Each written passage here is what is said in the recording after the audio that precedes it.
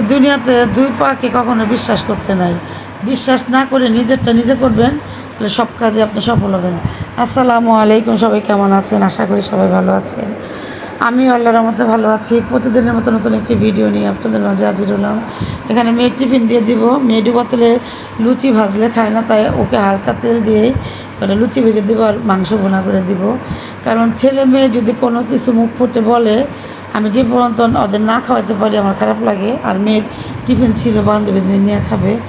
যাই হোক, কেন এই কথা বললাম, আপনি বিশ্বাস করে যদি কাউকে কোনো কিছু করতে দিবেন, সেটা প্রতি পদে পদে আপনি মানে হারবেন। আর আপনার নিজের কাজ যদি নিজে করেন, আপনি লস খান আর লাভ হোক, সেটা আপনারই থাকবে।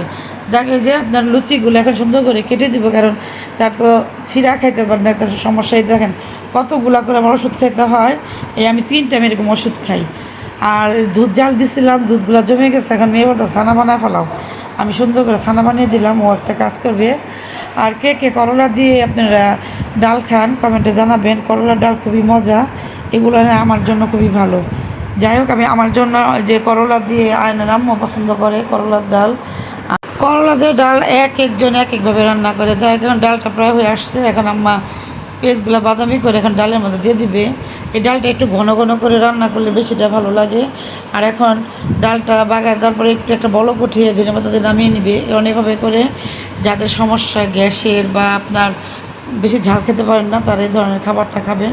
খুবই প্রথমে আমার পেঁয়াজ, কাঁচামরিচ, রসুন, স্বাদ মতো লবণ দিয়ে তেল দিয়ে পুঁই শাকটা এখন ভালো করে বসিয়ে দিল। এখন শাকটা নরম হয়ে গেছে, এখন উল্টে পাল্টে দিব। কারণ শাক এভাবে আমরা ভাজি করি, শাকের পানি ফালাই না।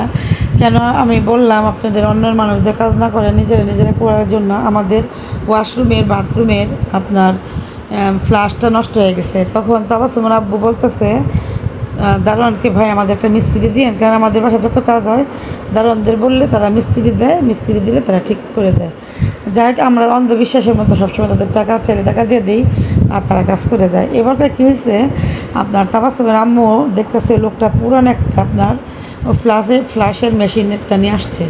তখন আমাকে বলতেছে, আপা দেখেন তো এটা কি নতুন না পুরান? আমি কি নতুন হলে তো কাভার থাকবে বা সুন্দর ফ্রেশ থাকবে। লোকটা নিয়ে আসছে একটা সুতা দিয়ে বাঁধা, আর হচ্ছে আপনার একবার পুরান। তখন আমি লোকটাকে বললাম, ভাই আপনি জিনিসটা কেন নিয়ে আসছেন? আপনি চাইলেন 1500 টাকা, দেওয়া হলে 1500 টাকা, আপনি পুরানটা কেন লাগাবেন? লোকটা বলতেছে আপনি বুঝেন না।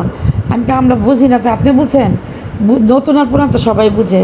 যখন আমরা বলাতে সে যে নতুনটা নিয়ে আসলো, তখন লোকটাকে বললাম, ভাই আপনি বললেন আমরা বুঝি না, তো না বুঝলে নতুনটা আসলো কী করে? তো পুরানটা লাগান। তখন লোকটা বলে কি, আমি বুঝি নাই, আমার দোকানদারে জিনিসটা দিচ্ছে।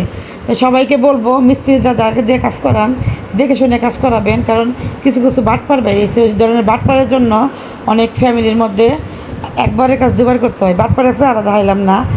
যাই হোক, যখন তাকে আমি বললাম আপনি আমাকে স্লিপ দেন, সে আমাকে কী করলো, একটা ভুয়া একটা স্লিপ দিল। স্লিপের মধ্যে কোনো দোকানের নাম ছিল না, কী জিনিস আছে সে জিনিসটার নাম ছিল না, জাস্ট যেটা কিনে নিয়ে এসে ওটা উল্লেখ কইরা আর ওনার নাম দিয়ে নিয়ে আসছে। এই দুনিয়াতে কি ভাই ভালো মানুষের ভাত আছে? খারাপ মানুষের ভাত তো বেশি। জায়গা পেয়েছে সাথে অনেক কথাই শেয়ার করলাম। তো আজকের ভিডিওটা এখানে শেষ করব। সবাই ভালো থাকবেন, সুস্থ থাকবেন, ভিডিওটির পাশে থাকবেন, লাইক কমেন্ট শেয়ার করবেন। আসসালামু আলাইকুম।